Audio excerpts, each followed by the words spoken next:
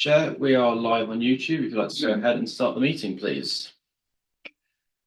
Welcome to this meeting of the Windsor and Ascot Development Management Committee on the 6th of June 2024. My name is Councillor Neil Knowles and I shall be chairing this meeting. This meeting is being held in person and via Zoom and streamed live to the public on YouTube. I remind all attendees that participation in the meeting indicates consent to the audio and video being streamed live, and acknowledgement that after the meeting it will continue to be available in the public domain. Firstly, it would be useful if all the committee members and officers could introduce themselves so the public are aware of who is in this meeting and the role they are undertaking. We will go to my right and work around the room.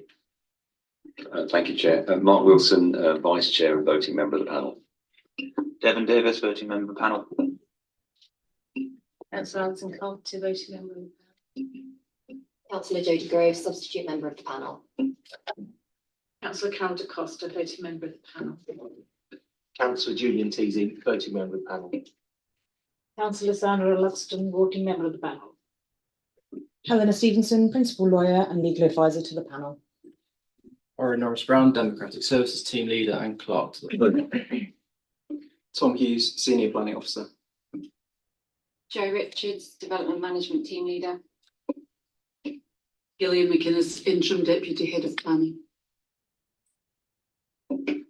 So that the public are aware, various councillors who are not specifically asked to introduce themselves may also be attending this meeting virtually via Zoom.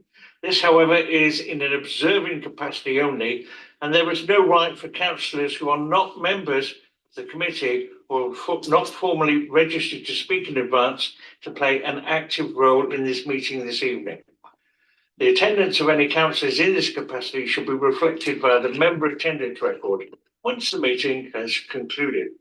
We will now start on the agenda items. Do we have any apologies for absence? Apologies received from Councillor Buckley with Councillor Grove substituting. Excellent.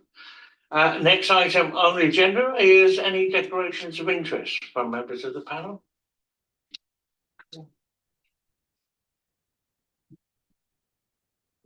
Thank you very much, non-declared. Next item is to approve the minutes of the meeting held on Thursday, the 9th of May 2024 as a true and accurate record, which I wasn't on the panel then, so I can't propose. So I should like somebody to propose, please. Well, Meeting, Councillor Costa and a seconder. I'll second it. Councillor Luxton, and are we all unanimous? Agreed. Thank you very much. During the course of this evening, we do have a number of people registered to speak, and we have a microphone there to be used with a button in the centre, which when you press, the red light comes on, and if you can speak clearly into the actual microphone, so it's picked up by the system.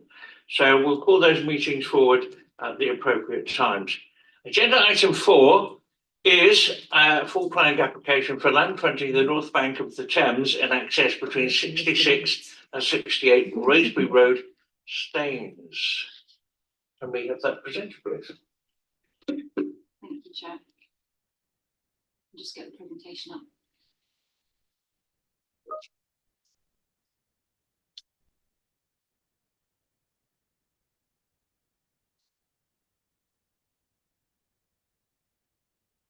Keep clicking left to go to the start, or click on it and then left all the way.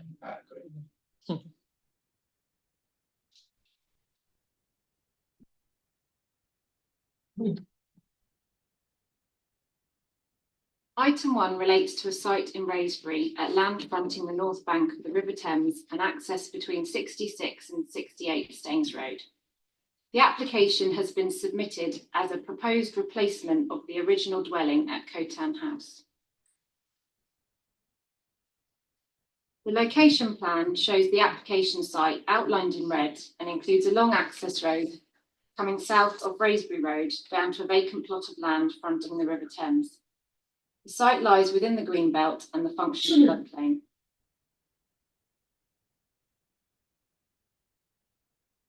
This slide shows an aerial photo of the site and surroundings, outlining the location of the original dwelling, which was demolished in 1959, to make way for the construction of the M25 A30 road bridge over the river.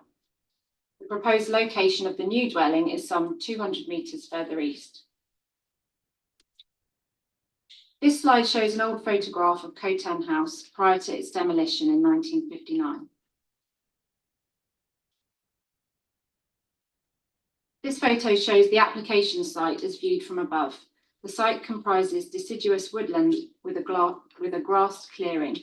The trees are designated as ancient woodland and an area TPO covers the site. There is no evidence of any residential use of the land.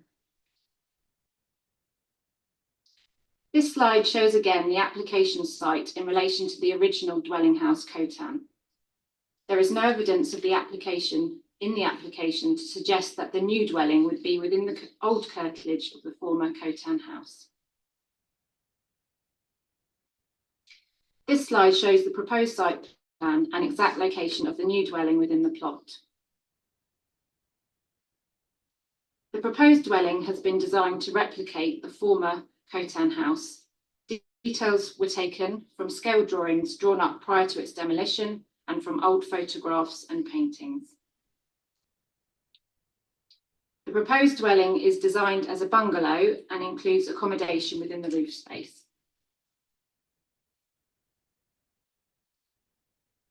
The dwelling would be raised up above the ground level on metal stilts. It would be constructed off-site using self-insulation panels and roof sections.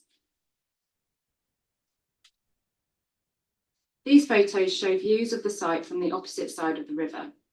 The site is heavily treed. These photos show the motorway bridge spanning the River Thames. In conclusion, the proposal in front of members tonight is for a new dwelling. There is no dwelling to replace. The former Cotan house was demolished some 60 years ago and was sited in a different location to the proposed dwelling. The proposal can therefore not be considered as an exception to inappropriate development as defined within the NPPF, which is the policy test in Local Plan Policy QP5. Furthermore, the proposed dwelling lies in the functional floodplain. No sequential test has been submitted to demonstrate that there are no other reasonably available sites with a lower risk of flooding. The EA has raised an in-principle objection to the proposal as this type of development is inappropriate to the flood zone within which it is located. And at this point, I'd just like to draw members' attention to a panel update. So following the publication of the committee report, further comments have been received from the Environment Agency in response to the applicant's request for further information relating to the designation of the site within flood zone 3B, functional floodplain. So the EA have advised that the applicant can request flood level and model extent information from the EA customers and engagement team. The situation is that the current flood modelling available to the EA and to the council shows the site to be within the functional floodplain 3B. In the circumstances, it would not be appropriate for the council to hold the application in abeyance pending further information. In addition to these two in-principle policy objections, the committee report sets out further reasons for refusal relating to impact on the character of the River Thames setting, failure to demonstrate how the proposal would conserve and enhance the ecological value of the site and achieve biodiversity net gain, failure to provide accurate arboricultural information to assess the impact on trees and ancient woodland, and failure to provide an energy statement. The recommendation is therefore to refuse the Planning Commission. Thank you, Chair. Thank you very much. We have one registered speaker here, the applicant, Mr. John Watson. If I could ask you to come forward to the microphone. As soon as you begin to speak, you'll have 3 minutes to get your point across. And at the 1 minute point, Mr. Noah Brown will make a noise to make you know that it's coming to the end of time. But the floor is yours, sir.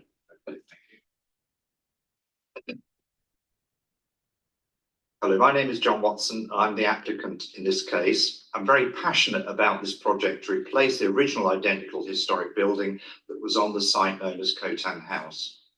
I hope you've all had the opportunity to read the fascinating history of the property and the proposal itself, but I do apologise for the huge amounts of paperwork that seems to go with these things. When the opportunity arose for me to embark on this idea, it was fulfilment of something that had sat in the back of my mind for many years. Changes in my personal circumstances have availed me of this opportunity.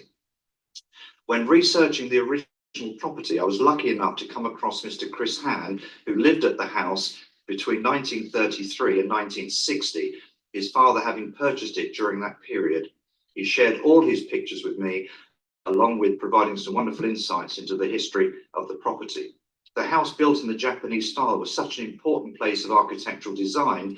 It played a prominent role in the history of Staines, being built and owned by one of its most important industrial families, Ashby's, the brewers. It is difficult to understand why it wasn't simply moved the short distance within its own grounds when the land was acquired by compulsory purchase to build the road. I feel certain that today it would have been listed and been relocated, especially as it was a traditional built house on hardwood stilts. Anyway, the application takes into account the fact that it does sit, like a large number of other riverside homes in the borough, on the functional floodplain. Special consideration has been given to this by the use of radix piles, an innovative method of raising the house above any projected increase in flood risk levels. These allow for the free flow of water in times of emergency, whilst not interfering with the sustainable drainage of the land. The garden design taken from the original includes sunken elements that in the event increases the floodwater capacity, and there is also a planned emergency pedestrian access. It is hoped 1 minute remaining. that the prefabrication house would be manufactured in the UK whilst looking identical to the original in every way, but using modern material. The aim is to make it carbon neutral. I would just like to confirm to the panel that this is an application for a replacement house and not a new build. I'm encouraged by the fact there has been no objection from local people that I'm aware of, and indeed there has been support for the application. The parish council and local authorities have indicated they have no objection to it. I'm hoping that the panel tonight will see the merits of voting to approve the application of this family home, and it clearly provides a long-term beneficial use for this derelict site. I was unable to get the hydrologist report through early enough from when we heard from the A, but I'm quite happy to follow that up at any time in the future. Thank you, Mr. Chairman, for listening to me. Thank you, sir. If you could take a seat back with the. There we have the floor opening now to the members of the committee to ask questions and to debate. Councillor Davis. Yes, I think John was alluding to that this is a historic building with some heritage, and we may well be undoing a wrong that was done 60 years ago. I was wondering, was there a reason why it wasn't considered a listed building? I don't know when they came into, I don't know when listed buildings were first assigned.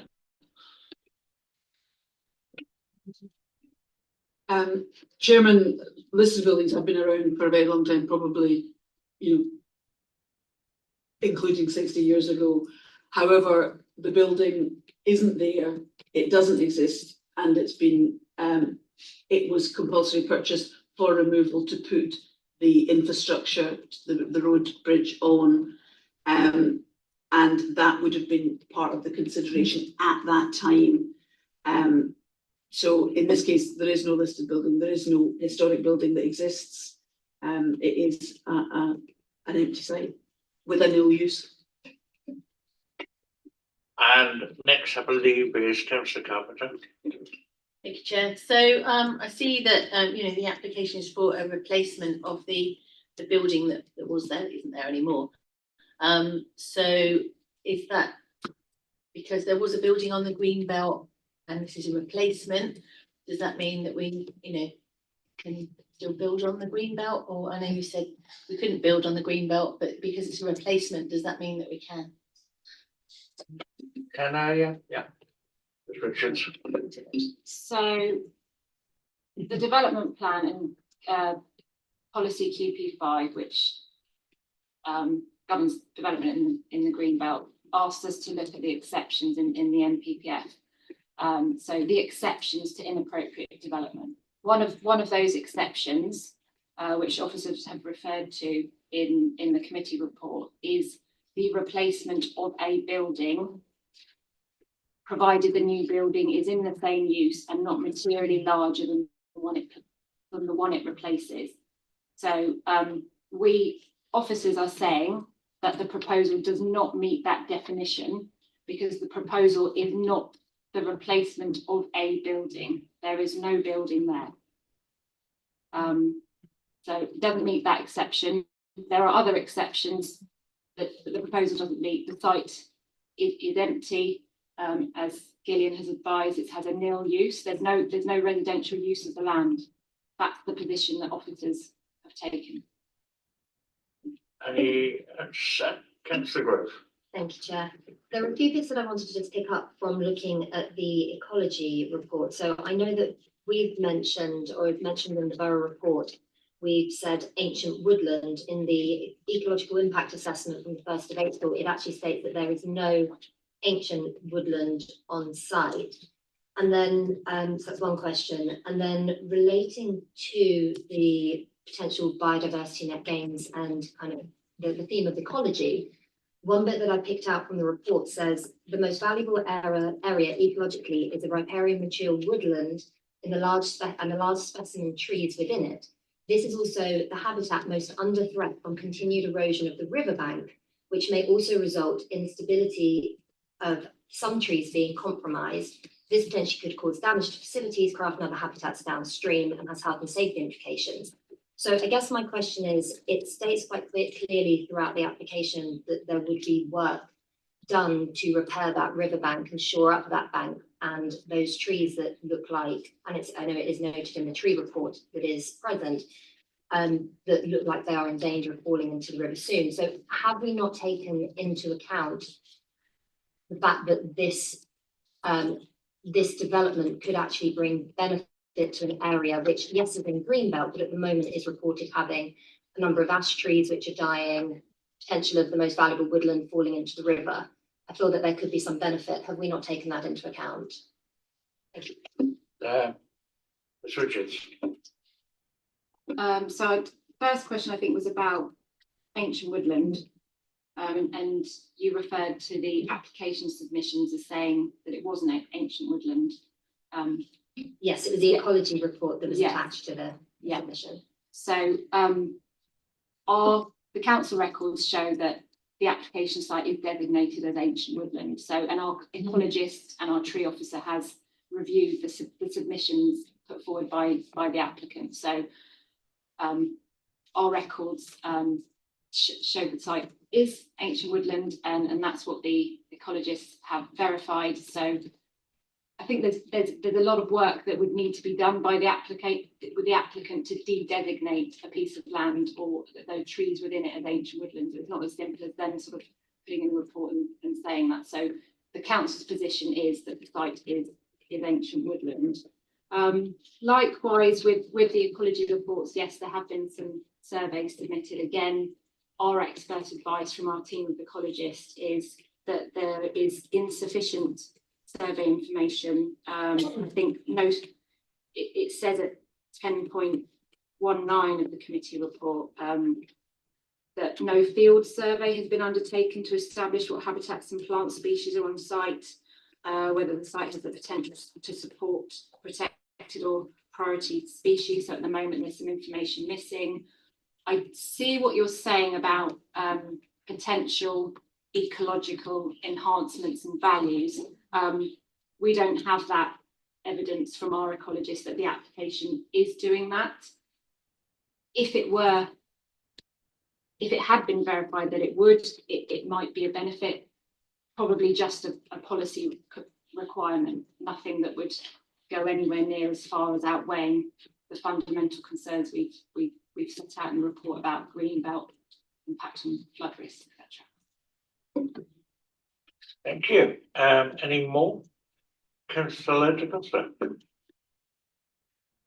Yeah, so just really wanted to make sure that we understand completely and totally that there's been no building in this area for 60+ years. So it's not like it's just fallen down in the last couple of years and wanting to be rebuilt.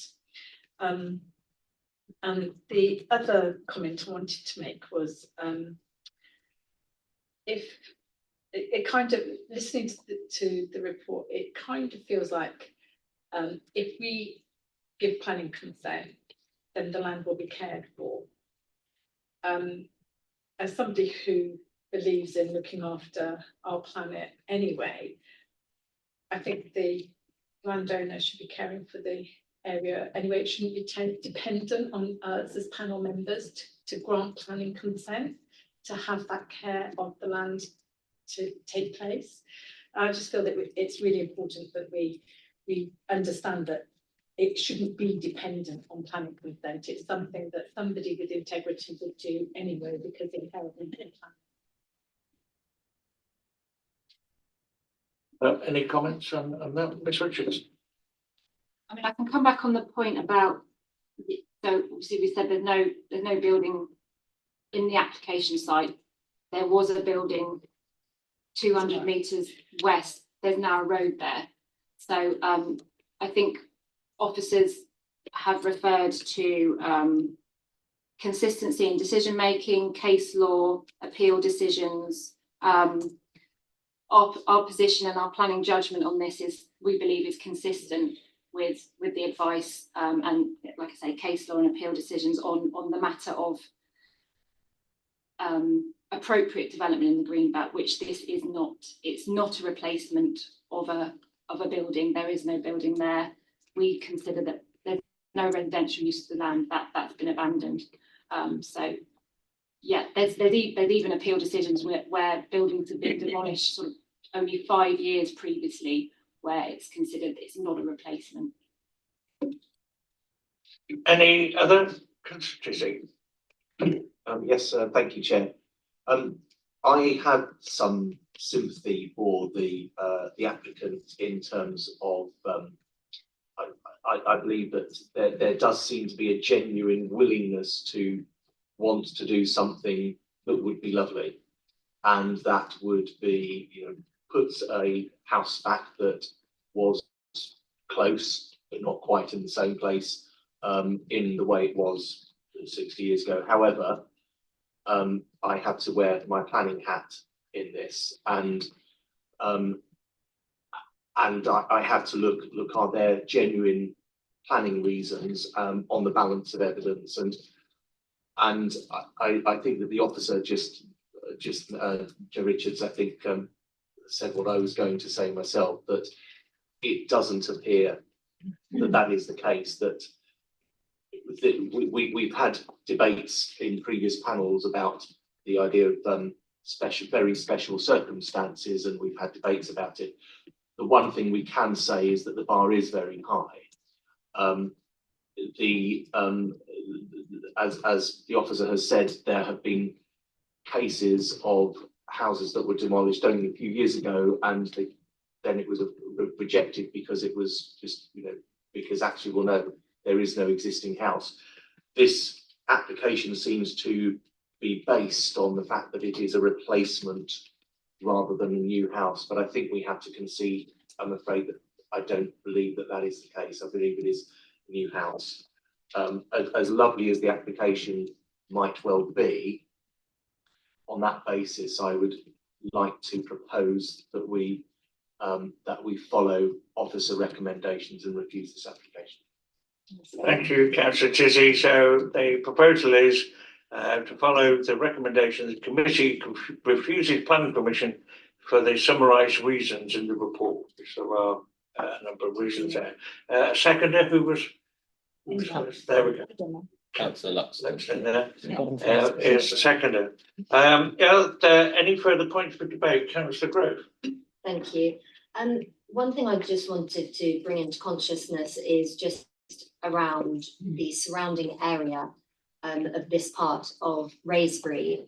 There, obviously, at one point it was a very green and beautiful area, and over time, much of that area has been taken up, previous parts of it which were greenbelt and have been turned into industrial enterprises, which have had a significant impact on the locality, on flooding, on the look and feel of that area. So I can't help but feel and I appreciate this is Greenbelt, this is designated flood plan, but I know that there is potentially more information that could be provided by the applicant around that, looking at the information around elevations. I know there were conversations that could potentially be had around whether this is actually still should be designated flood plan. But what my overall point is that given the history of this piece of land, whether we say it's a replacement or not, and I appreciate we're saying it is not, I feel that the application would potentially safeguard a green space for the foreseeable future and guard it against the potential of it also at some point being taken over and against the will. So the government has done this to a number of greenbelt locations in this area, taken it over, concreted it, and it's now an industrial area. My feeling is, I do appreciate it's in the green belt, but actually I think this application would safeguard this green space for perpetuity. And I just wanted to throw that out there. Thank you. Thank you, Councillor Grove.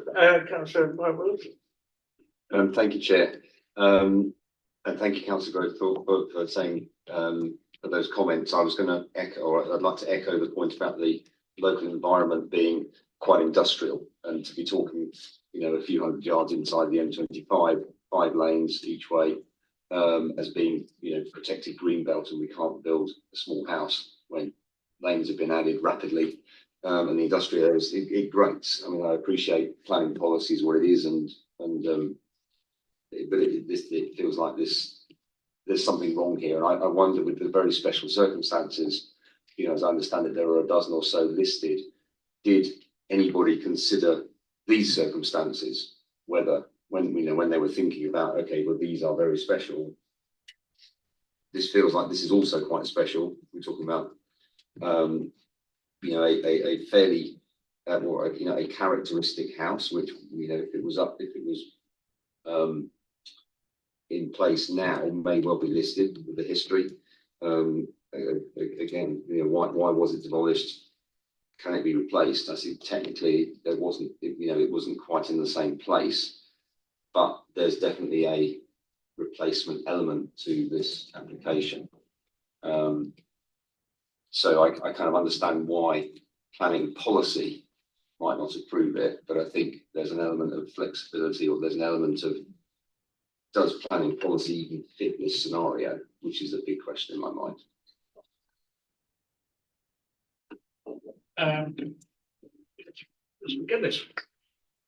The Greenbelt policy is a national policy. It is contained both within the development plan, which you as decision makers must take as your first assessment of any application, and is also part of the national planning policy framework, the government policy for England. And again, that is a material consideration. The application site is Greenbelt.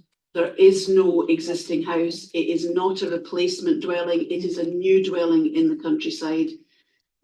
You as a committee have to be, or should be, a consistent decision maker.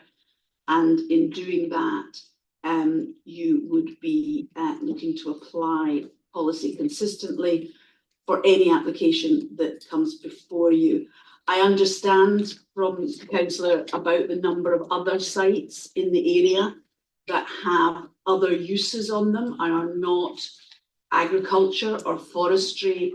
However, they are still sites in the green belt, but they either have planning permission already for the other uses, either granted by the government itself or by the local authority. And I know that there are a couple of enforcement sites in the vicinity as well, but that doesn't change this site being in the green belt, and therefore the necessity to apply green belt policy and the very special circumstances are set out in national policy. They aren't just our local ones. They are a consistent approach to decision making in the green belt. Covers it. Any more items to bring up, or can can we close it off? Would you like to clarify or what the proposal is and to carry out a name vote? Yes, thank you, Chair. So the proposal is to refuse planning permission for the reasons listed within section 14 of the report. It has been proposed by Councillor Teasey and seconded by Councillor Luxton. I will now do a name vote. If you could please tell me if you're for, against, or abstaining on refusing planning permission. So Councillor Carpenter. Against. Councillor De Costa. For. Councillor Davies. For. Councillor Grove. Against. Councillor Knowles. For. Councillor Luxton. For. Councillor Teasey. For. Councillor Wilson. Against. So that's 5 for and 3 against, so the motion to refuse planning permission passes. Thank you, panel, and thank you, Mr. Watson. We move now on to agenda item 2. If I could ask Mr. Hughes to give us a brief on this item, which is the Eton Wick Methodist Chapel, Alma Road, Eton Wick, in Windsor, change of use. Off you go. Thank you, Chair. Item 2 on the agenda has been called in for determination. It relates to Eton Wick Methodist Chapel in Alma Road, and is for the change of use of the Methodist Church from the use falling within Class F1 to an office which falls within use Class E. The site is located to the southern side of Alma Road and occupies almost the entirety of the plot. The site is located within flood zone 2, but the proposed use is not considered to pose any greater flood risk than currently exists. There are no internal or external alterations of the building, so the only matter before you is for the change of use of the building. The main policy consideration relates to the loss of a community facility, of which Eton Wick Methodist Chapel is one. Consistent with paragraph 97 of the MPPF, our local plan policy IF6 advises that existing community facilities be retained and the planning permission will only be granted for a change of use to an alternative use, subject to demonstration of a number of criteria, which include that there is no longer a demand for the use, demonstrated by a continuous 12-month marketing exercise. How marketing exercises are considered is set out in Appendix D of the Borough Local Plan, which specifies, say, how the marketing will be assessed and the acceptability of that marketing. Policy IF6 also requires that where there be a loss of a community facility that is not being replaced, it must be evidence that consultation has been undertaken with an appropriate range of service providers and the community to demonstrate that there is no need for or requirement for the facility from any other service provider for an alternative community use. The application follows the refusal of a planning application last year for the same proposal on the grounds of a failure to comply with policy IF6. With the current application, further information has been provided, and this includes a letter from the trustees of the church setting out minutes of their meeting where they approved its sale, and also accompanied by a letter setting out how the marketing was undertaken, noting the number of viewings of the property and noting the offers that were received following those viewings. Officers consider that while marketing has been undertaken for a period of 12 months, it was not the primary intention of the marketing that the property was marketed for its current or last use for community purpose. From the evidence that's provided with the application, it may be the case that there is no longer a viable community use of the building as a place of worship. However, there is no evidence of any engagement provided with the application that the local community groups, or other service providers have been consulted with prior or during the marketing of the site. This is required to be a proactive exercise on behalf of the developer. In the absence of this evidence and due to the insufficient marketing that has been undertaken, is the recommendation of officers to refuse planning permission due to failure to comply with policy IF6 of the Borough Local Plan. Thank you, Chair. Thank you very much. Before we open the rest of it, with this, when panel members are discussing items, can you just state the paragraph number? It just helps people zoom in on the right information. We have two registered speakers on the subject tonight. David Howells, the applicant, and for the Parish Council, Councillor Malcolm Leach. I'd like Councillor Malcolm Leach, if you'd like to go first, sir.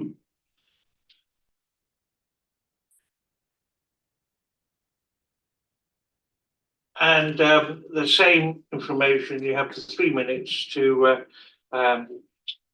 speak, and you'll get a warning from Mr. Norris Brown when it's a minute to go. And the time starts as soon as you begin speaking, sir. Thank you, Mr. Chair. The Methodist Church closed down over 4 years ago due to insufficient congregation to sustain the costs. They also failed to attract community users to justify keeping it open. Further refusal would make it highly likely that the building would be demolished and a planning application for residential. Turning this Victorian property into residential or shops would create insurmountable parking and emergency vehicle access problems in this quiet residential area. This is a problem which is already being an issue through the police and the RBWM highways. The original application was refused in October 2023 because the proposed development would result in a loss of community facility. Well, we have at least 8 existing community facilities in Eton Wick, which can be used for a variety of community groups, with numerous options also available in Eton. None of these facilities are at capacity use, and most are used for only about 1 or 2 evenings per week. The village hall is due to open a nursery facility very soon, and vacant shops in the town have recently been let to new users, while shops further down and further away from the main road have closed through lack of trade.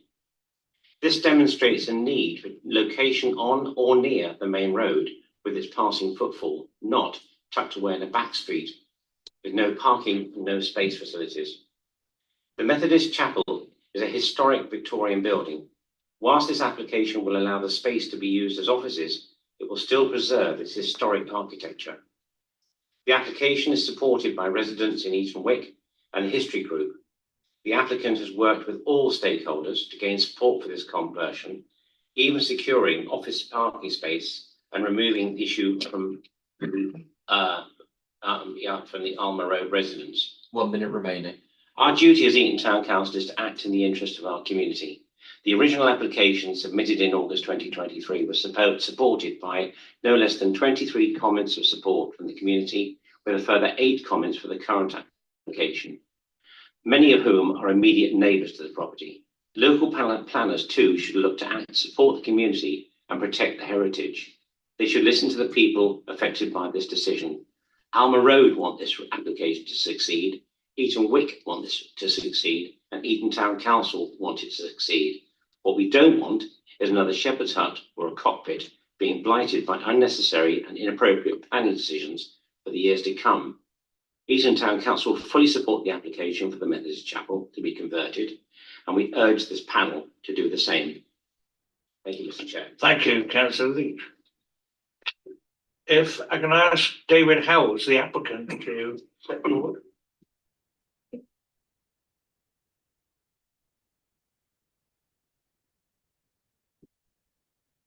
Mr. Howells, same rules of engagement, 3 minutes, and you'll receive the 1 minute warning, and the time starts as soon as you begin speaking, sir. Dear members of the committee, thank you for allowing me to speak here this evening on behalf of my client, the applicant. You will have read the officer's report and heard the presentation tonight. It is clear that the officer has misunderstood the fundamentals of this application. He has stated there is not enough evidence to suggest that enough effort has gone into offering this site to community users or services. This is not true. The property had been on the market for 12 months as per policy requirements, and during that time, not a single community use or service had made an offer on it. As highlighted by the Town Council, the community support this application, and there is clear evidence that other facilities within Eton Wick are more appropriate in terms of location and provisions for being used for community uses due to the outdoor amenity space and parking available to them. and that recently new leases have been signed for a nursery and cafe to occupy the village hall and an empty shop in the parade. So the question is, why did these users not approach the company selling the church? Well, the answer is simple. The church building is set away from the village provisions for the community. It has no parking and has no outdoor space. The building is not desirable for community uses or services for these reasons. So to continue to state that not enough has been done to try and get community uses into the building is simply not acceptable, and the application put forward has demonstrated it does meet with the relevant policies as a result. In addition to this, the officer stated or implied that the church was only marketed with the potential for residential development. This is clearly not the case. The sales brochure may use a line use that line, but it is also quite clear in 2 other places on the brochure that the premises is suitable for a variety of uses. On the front page, it also states that it could be used for community use, medical, office, or residential redevelopment subject to planning, the key point there. Whilst on the second page, it states that the church is being sold as a place of worship, the original use of the site, with potential for a change of use or possible redevelopment subject to planning permission. The policy requires the property to have been marketed fairly and for a variety of uses, so as not to restrict potential interested parties. Hence the reason why it was offered for so many different potential uses. It was also offered for a sale on multiple marketing platforms online and not just from a brochure. A change of use would still have been required for a change to a shop or a nursery, given that the church is in F1 use. So the site had to be marketed for all uses. The only offers for the property other than my clients were for residential use of the site. That cannot be denied, but it should also be noted that a residential scheme would most likely have resulted in substantial alterations to the building or a replacement building so as to provide amenity provisions and parking spaces. The application before you proposes no changes. It preserves its appearance within the street scene, and my client has been fortunate enough to secure some off-site parking should permission be granted. The fact that community uses or services are established themselves within buildings in the parade and town centre environs, this demonstrates that the church building is not desirable and its loss as a community facility would not be detrimental to the area. The scheme before you is therefore considered to be compliant with policy IF6 and Appendix D of the Borough Local Plan, and that you should overturn the officer recommendation and agree to approve the application. Thank you, Mr. Howes. I shall now open the debate and ask for speakers. Councillor Carpenter. Chair, so referring to paragraph 10.11, in terms of the lack of evidence wasn't demonstrated, there was no longer a demand for the community facility. Surely, if it remains closed, it's just going to remain closed and it become derelict. So isn't it better to actually do something with the building rather than it become derelict? Because it's not going to be a community building if it remains closed anyway. So yeah, that's my question. Thank you. Mr. Hughes, would you like to address that? Yep, so with the in the application submission, they noted the building has been vacant since early 2022. We considered the application on the basis of the information submitted. As I said, the requirement against policy I6 is for the developer to submit evidence that there is no alternative viable use of the building for a community purpose. That includes the last use of the building or an alternative community use. There was no evidence provided to demonstrate an alternative use of the building for a community purpose, and so the policy, in the opinion of officers, is conflict with IF6.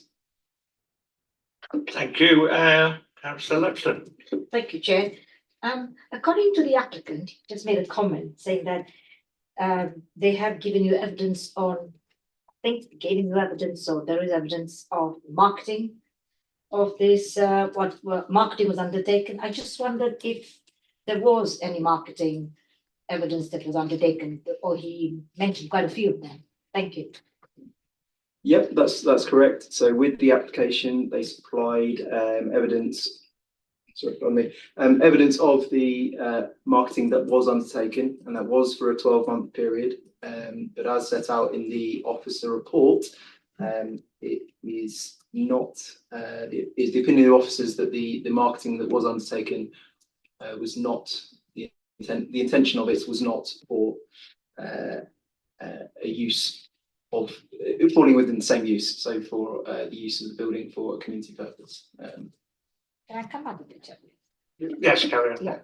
So did the applicant, they come for a pre-application consultation to yours, so you would get an idea what you needed, what you did not? Thank you. So the current application follows the refusal of a very similar application last year, the same applicant and the same nature of the proposal. That was refused on the grounds of failure to comply with the requirements of policy IF6. While further information has been provided with the current application, as set out in the officer report, again, that is not considered to have gone far enough to meet the requirements of the policy. Thank you. I'll just add to that, no, they didn't come in for pre-application engagement with us following the refusal of the previous application, even though they were advised to do so. So they went ahead and submitted this application without that. Thank you. Councillor De Costa. Yes, I've just pulled up the sales brochure in front of me on my laptop now. And it does indeed say that the church is being sold as a place of worship with potential for change of use or possible redevelopment subject to planning permission. Now, as a layperson, if I was reading that, I would not read that as being marketed for community purposes or for community use. I would read that thinking that it was a decommissioned church that was being marketed for either residential or commercial changes. So I think to say that it does say that it says that it is a church, yes, it does say that, but actually it isn't being marketed as a community asset, as it were. Thank you. I think that's the point that Mr. Hughes was establishing, you know, the bar for the marketing. Councillor Devon. Just looking through the use class F1, and I'll read off the list. Provision of education, sites of that size can only hold a nursery. Eton Wick already has one. For display of works of art or as a museum, Eton has this, Windsor has this. It's very unlikely this hall will be able to become a museum or gallery. Use of the public library, Eton Wick already has one. Use of the public hall, Eton Wick already has one. Use in connection with public worship or religious institution, they don't want it because they already have one. I think we are thinking about refusing this on grounds of policy, but we are not thinking about refusing this on grounds of common sense. If we reject this, that building will not be used for something in use class F1. It just isn't going to happen. We'll have to redevelop it for residential, which is not what people want. An office seems great for that area of Eton Wick. It needs the daytime economy to help with its local shops. Like Ronnie is getting a cafe. I know you might be surprised, but it's probably overrun by cafes in your own area, but we don't have one yet. Then we need to apply common sense and think, what is the actual outcome of this? We're going to annoy a lot of people if we apply the rules so rigorously. Thank you, Councillor Davis. Councillor Mark Wilson. Thank you, Chair. So just on the point around the marketing, again, looking at the brochure that's listed in the application documents, it does very clearly say suitable for a variety of uses such as community use. That's marketing it for community use, in my view. An estate agent will inevitably, and apologies to any estate agents who are in the room, an estate agent will inevitably try and make the best of an asset they're trying to sell. So of course they will say it has potential for redevelopment for for as many uses as they can possibly imagine. But it very, very clearly says in here, suitable for a variety of uses such as community use. For me, that is being marketed for community use. It's very good to hear from Councillor Leach and from Mr. Howells. And I think as well, there's another point for me, which is there is some economic benefit to Eton Wick from the proposed use, in that actually having some office space. There isn't that much office space in Eton Wick, and I would see that there is potential benefit to the village of having some office space. I also note one of the comments that was sent in from a resident was that they are, I believe they are a current employee and they currently travel by car but because of a disability, I believe they may soon not be able to do that, but they would be able to travel to this location using a mobility scooter. So I think that illustrates, that this is actually quite a convenient location for offices. And I would certainly echo the comment already made that this is not a suitable location for a community use, and Eton Wick has many in the centre of the village, which this is not. Would anyone like to respond to that? Ms. Richards?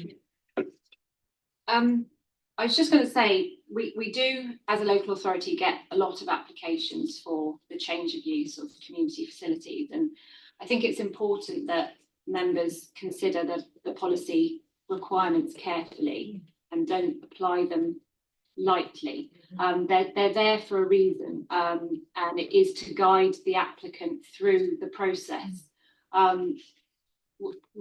There are examples where, yes, applicants can be successful in achieving planning permission for the change of use of a community facility to an alternative use. But I think it's important that these steps are followed. And what officers are saying is that the application in front of us doesn't meet the requirements of the policy in its current form. We have a 12-month marketing exercise, but we're saying that marketing exercise doesn't meet the specific requirements set out in Appendix D in terms of how it's been marketed.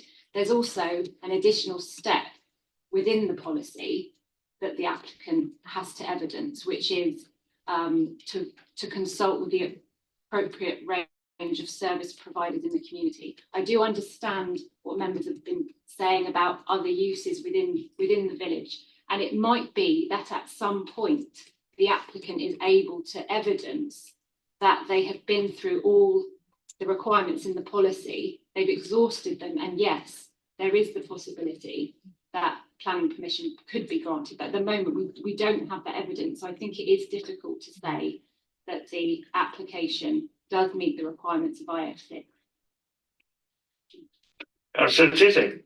Hello. I remember when we were discussing this just last year, and I had some sympathy for the officers at the time, and I understand why we have these reasons, because it is possible in theory that you could get someone saying, "Oh yes, we'll market it, but we won't really market it. We won't really tell the local community," and then it's almost a sham marketing, and I get that, and that's why we have those rules. But I actually completely disagree with the officers today. I completely disagree. When it comes to the evidence of marketing, as Councillor Wilson just said, literally, and we're looking at it, I'm looking at it right now, this has been marketed suitable for a variety of use, such as community use. It's there in black and white. It's there in black and white. Actually, it's not in black and white, it's highlighted in bold yellow. And this was refused last time simply because there hadn't been 12 months, and there has been more than that. And the evidence of consulting with residents, I think bluntly, it's a slam dunk no. There's enormous evidence. And we know, us councillors, we are obviously, this is our ward, and we know this Eton Wick is a very tightly knit community. And quite simply, I mean, this is something that's been talked about by the Eton Town Council, the Eton Rich Village. We just heard from the chair, the chair of Eton Town Council today, and this is a small community. This is a very small residential road. It's not in the centre of town. It's not the village. It's not in the centre of the village. In the centre of the village, it's wonderful. We do have these community assets, and it's one I'd like to almost slap ourselves on the back, and especially Councillor Mark Wilson, the work that he and we have all done in helping to try and bring about the cafe there, which now I think will hopefully be a really good additional community asset there.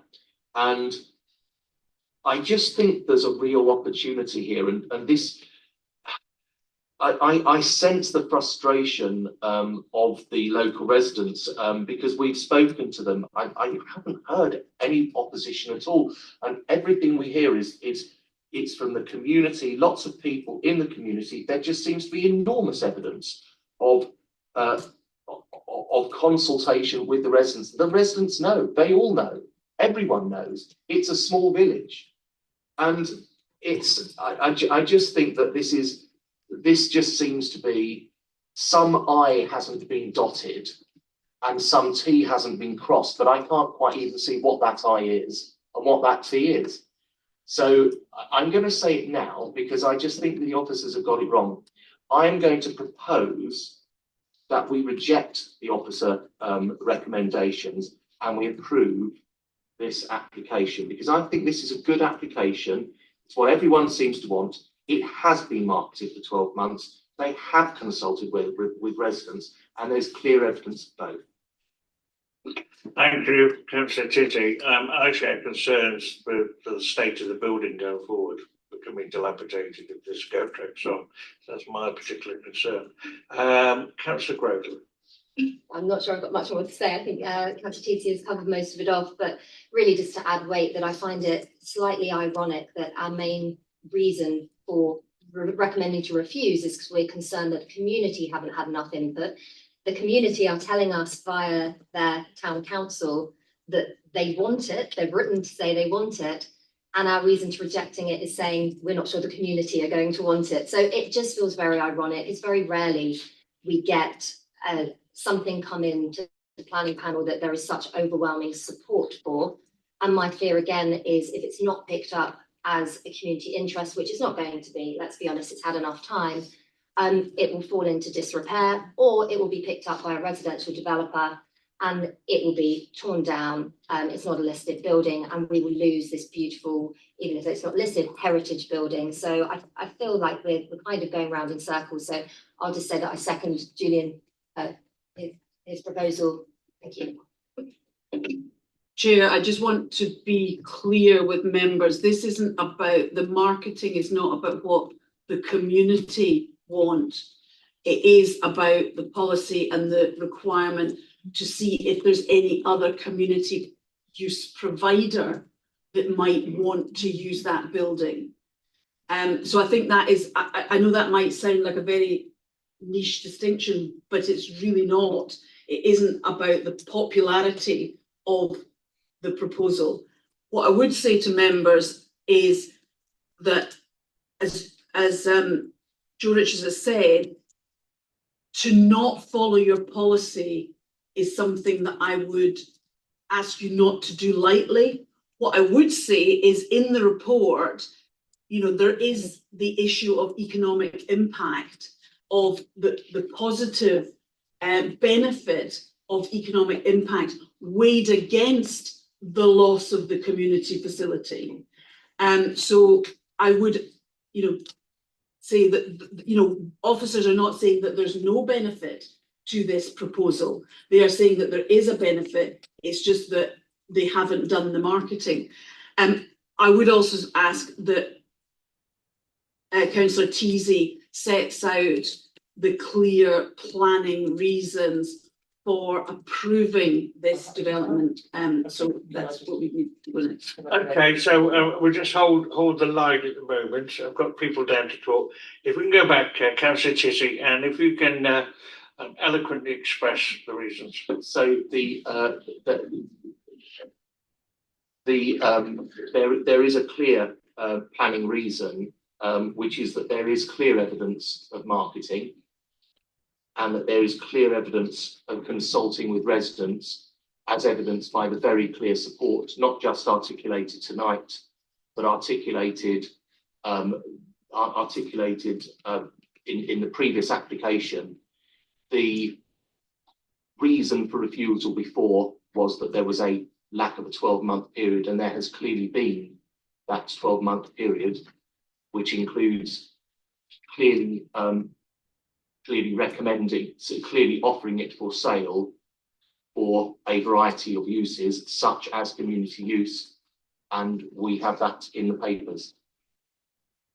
I will say there was if we can articulate the benefit outweighing the disadvantage, it would be helpful. That's the one, the benefits outweighing. That's fine. Okay, so next to speak down here is Councillor Grow, she's been, Councillor De Costa. Yeah, could I just ask, if this brochure is insufficient for, being considered as marketing for redevelopment or community use, what would we expect, as a form of marketing? So would that be going out into church magazines? Would it be going out into community magazines? I just want to get a feel for what else should have been done, because Councillor Tizzy is saying, in his opinion, enough has been done. I just want to see what would be the expectation so that I can make a balanced decision. Thank you. Ms. Richards. So I think there's two parts of the policy. I think that's really important. So the first part is paragraph 6 under loss of facilities, and it's got 3 subsections, A, B and C. So the first, it's section A that the applicants are seeking to demonstrate they've done, which is the continuous marketing evidence for 12 months. Then you go to appendix D of the local plan, and it's a page long with its requirements. So it's not just for 12 months. I think we've had a bit of debate about how genuine the marketing has been. So I think in the small print at the bottom of the brochure, it says about other uses. In bold at the top, it's sort of saying church with potential for residential development. But that's one part of it. So officers are saying we don't feel it meets the marketing requirements. That's one part of the policy. The second part of the policy we're also saying has not been met is evidence that the applicant, not the local authority, when we send out our neighbour notification letters, an application has been received, it's that the applicant have consulted with an appropriate range of service providers in the community, and they need to show us that they've done that. Show us they've done that in the application. So we've set out, Tom set out in the committee report that second stage, really important second stage, hasn't been done. And I do appreciate there is local support through the letters that have been sent in, but it's not the same as the applicant showing us in their submission. So that's my answer to the question. I think I'd like to go back to Councillor Just respond to that. So as somebody who is a service provider in the local area and runs a charity, I was never informed that this was available. And if I'm just one charity that doesn't know about it, I'm sure there are many more, and I will find out if anybody that works within my network has been informed that this was available, because I know there are charities crying out for property. Yeah. It was just to go back on the motion and the reasons for it. I wanted to understand if you're saying you think the application is policy compliant with IF6, or you are saying it's not policy compliant and there is weight to be given to the, because I would, weight to be given to the benefit, which is the economic development in this case. Okay, I think next to speak was Councillor Lexter. A question for the officers actually, so that we don't go against our own policy. So if we need that particular evidence, can we give it, since we have had a good discussion on this, is it possible for us to sort of question, have you guys delegated powers once they give you all the evidence? Is that possible? Does it have to come back to the panel, or giving you all the chance to, you know what you want, as we all made it clear? Just asking the question. Thank you. I suppose that's asking if we can defer or wait for the evidence, Maybe. If that's what the panel wish to do, but there would have to be a period of time.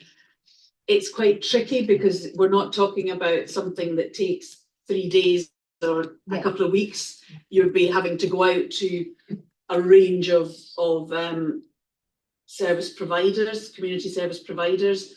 that would take months. I would suggest that in that case, it's not something that I would encourage a deferral.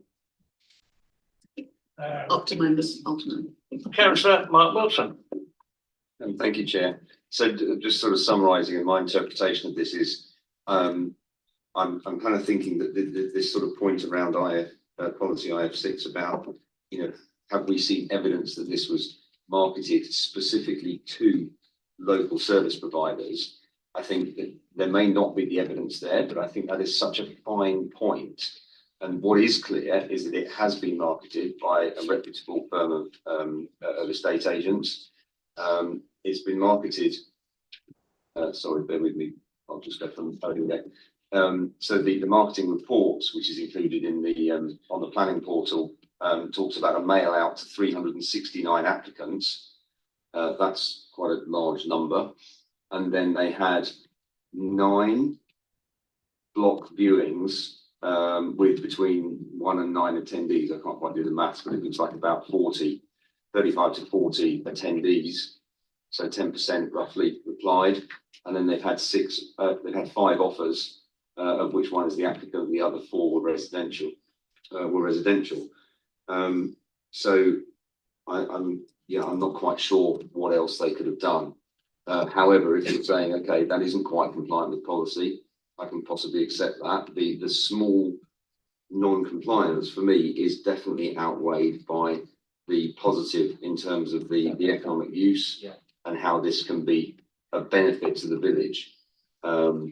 Whereas it's very clear, there is no, it was very clear to me, there's from all the marketing, there's no demand from, you know, for the building to be used as a community use. But you know, nobody's interested in buying it for something which is essentially not going to generate any income. So I would definitely say the economic use outweighs that very small and specific point where we may not be compliant with IF6. Any more to speak, Councillor Tizzy? Yes, I just, it would be just good work to almost sort of just double check, because I'm looking at 10.8 in the pack, 10.8, 10.9 seem to be the relevant points. Would that be fair? Because 10.8 deals with policy IF6 about, and it will be only granted where, and let's go through each of them. So A, that there is no longer a demand for facility with the area demonstrated by continuous marketing evidence for a period of at least 12 months. Now, I believe on that point that has been met, whereas I appreciate that the officers, you know, might not, but I believe that has been met. B is the one which is more of a weighing up. B is the proposed development would provide sufficient community benefit to outweigh the loss of the existing facility. I believe that is on the weight of evidence that is the case as well. C, there is provision for new or replacement to meet an identified need. This is where I think that it potentially goes on to the point on 10.9, saying where there is a proposal to involve the loss of social community need, they need to provide evidence that they have consulted with an appropriate range of service providers in the community. Now, I think that's the one where potentially I can understand that, you know, there was no letter, for example, from Eton Town Council actually within that pack, but that I know that we know full well, because we know the previous pack that that this was discussed there. We have heard from the chair of Eton Town Council. We know the community and we know how much that this has been done, and that's potentially. Sorry, what were you going to say? That, you know, that we believe that has been met. That has been met. Yeah. Joe, do you want to come back? I was going to say, it isn't Eton Town Council. It is a whole range of local service providers. So that aspect is about a whole range of service providers. We have not had that information at all as part of it.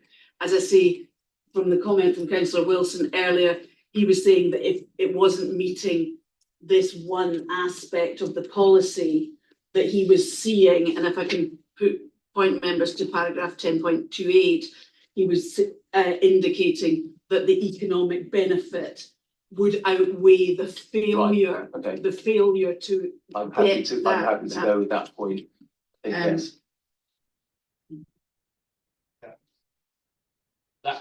So that is the key point, isn't it? That is the key point, I believe. So do we have reasons enough on the table to recommend, as we say, recommend that we go against officer recommendations as we said before? Well, that needs then to be proposed. So on that basis, again, I'll repropose, as it were, that we go against officer recommendations and accept or approve the application on the basis of the reasons that have been the balance of evidence and the reasons that have been put forward just now. Do you want to remind him what it was? Let me try and summarise that for you. That while the marketing, It just needs a one line. yes, exactly.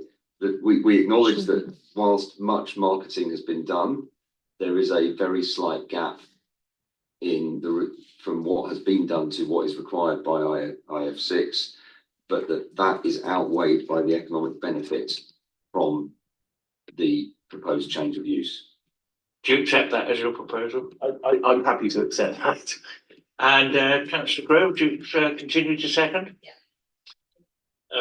Any Chair, questions? can I just then ask, as you're looking at an approval, there will obviously have to be conditions that are attached to that. There's a standard conditions, but there is also, I would propose to members that if you are making a decision based on the economic benefit of the proposed office use, that you then take away permitted development rights or take away the right to move between use classes, and you keep that within class EC or EG, which is the office commercial uses that are very specifically related to the word office. That we limit it to that. Councillor Martin. Sorry. Councillor. Would that condition also mean that it could revert back to being a community facility or place of worship, because that's what it was originally, or was that once it's gone forever? No, that reverse change would then require further application for planning permission. What I would also suggest, Chair, is that in restricting it to class E, C and G, that we remove permitted development rights under class MA as well. That would just limit, and anything that they wanted to do outside of that, they would have to come back to the council for planning permission. I think that is entirely reasonable. It's certainly consistent with what the applicant has said, and if we're holding them to what they're saying, I think that's a good thing. Do you have that noted down? Mr. Nosburn, there's a lot there to take down. If we've all completed the debate, sorry, thank you, Chair. I just wonder if the officers could just explain the various different classes of use, because you went through a number of letters there, including I think ECG and MA, if I'm not mistaken. Residential. Indeed. For me, the principle of approving this application and this application only is solid. So I would be happy to support a restriction for any further development rights. So I just want to make sure.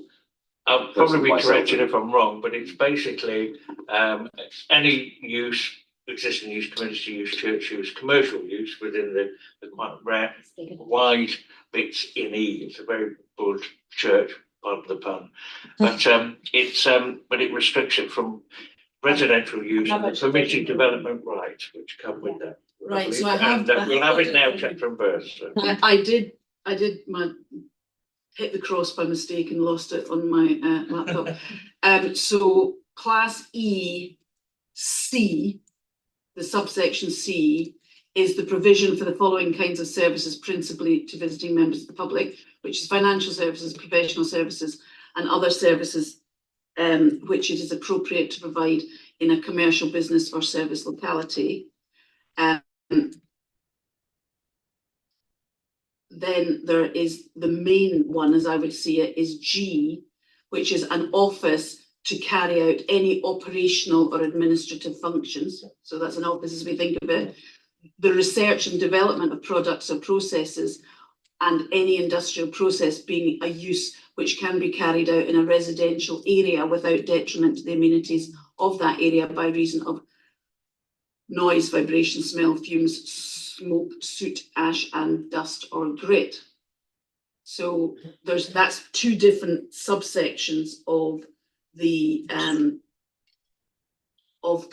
Class E, which the overall class is referred to as commercial, business, and service. So it's up to members whether that is what they were thinking of, whether they were only thinking of the office, so whether they were, not thinking about commercial uses for visiting members of the public, and whether they wanted to include office, research and development, and industrial process suitable in a residential area. The choice is yours. That's you, yes, Wilson. Sorry, thank Could be you. making baskets or something, it could be. Thank you for that explanation. So as I understand it, these are two subclasses of Class E, which Yes. you've just defined. Yes. Yes, okay. And did you also just say that this would exclude visiting members of the public? So no, of the two that I read out, one of them, C, subsection C, is for the provision of services like financial services, professional services, other than health and medical. And that does include to visiting members of the public. So that's one. So there's one that is for visiting members of the public. That could be insurance brokers and things like that. And the other one is G, which is for the office carrying out any operational or administrative functions. That's what we would all think of as an office, that one. The next subsection of the subsection is for research and development of products and processes. And the next one is industrial processes. All of those three, the office, the research and development, and the industrial processes, are all defined as being suitable within a residential area. So they don't cause the noise and smell and all that. So do you want both? I mean, that is up to the committee. Do you want both? Do you want one? You're on this, can you propose Thank you. Yes, I would like to propose that we accept both. Yeah, and then Chair, do you want Joe to talk about, because I haven't looked it up, Emmy's? Yeah, so the other thing is if you're saying that the economic benefit outweighs the loss of the community facility, obviously you want to see this proposal in the use class there, saying it to be used for, which is the first condition, restricting it to Class E, I and C, but also then there's the option to remove permitted development rights, because once something gets converted to Class E, then permitted development rights would exist under Class MA to convert it to residential use. But you can remove those rights, and then they would have to, so they could apply, but to convert it to residential use. But if you don't remove those permitted development rights, then it could.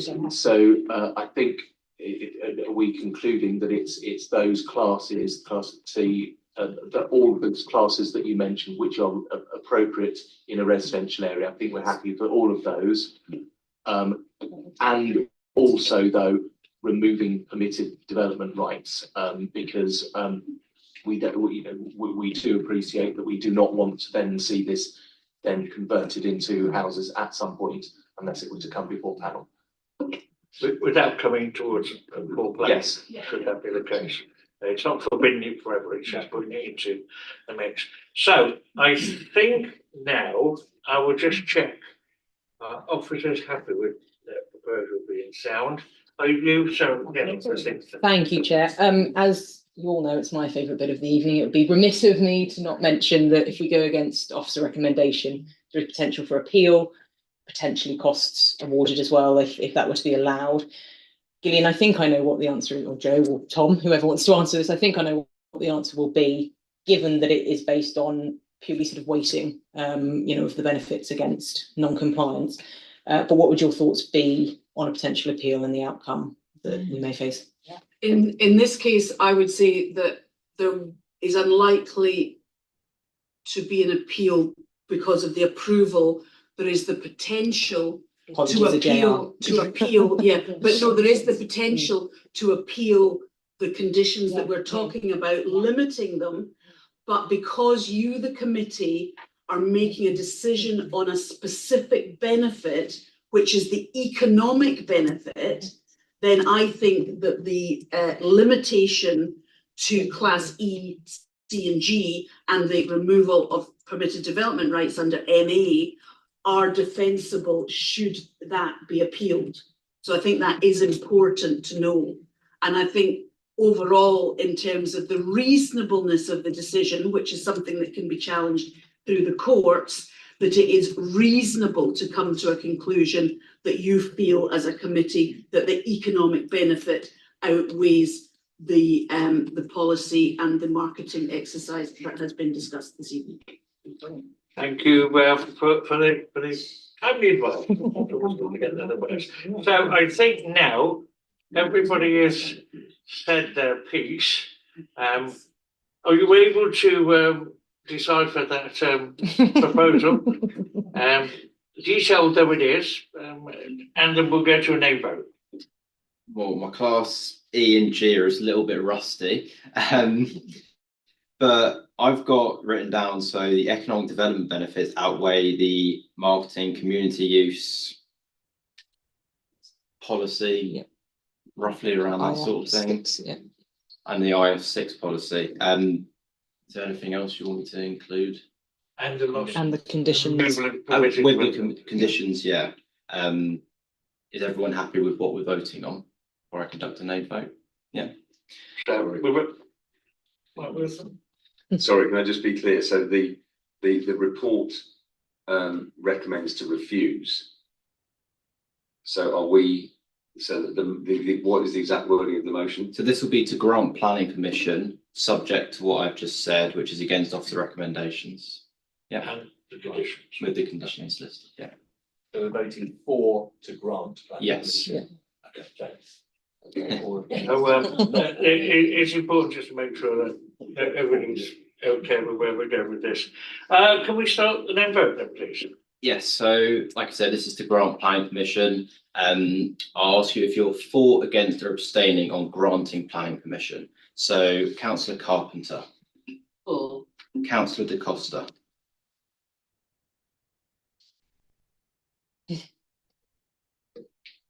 For. Councillor Davies. For. Councillor Grove. For. Councillor Knowles. For. Councillor Luxton. I'm so worried about what's going against policies. I think I'm going to abstain. Councillor Teasey. For. Councillor Wilson. For. So you've got 7 for and 1 abstention, so planning permission is granted. So, to confirm, the planning permission is granted with those conditions that were agreed. So thank you very much for attending. We'll now move on. I can wake my computer up. To the final item, which are the planning appeals received. Has everybody read those and noted those and agreed that they've been addressed? Agree? Agree. That concludes the meeting. And thank you very much for an interesting meeting. Certainly can be awake. And thank you for joining us and for the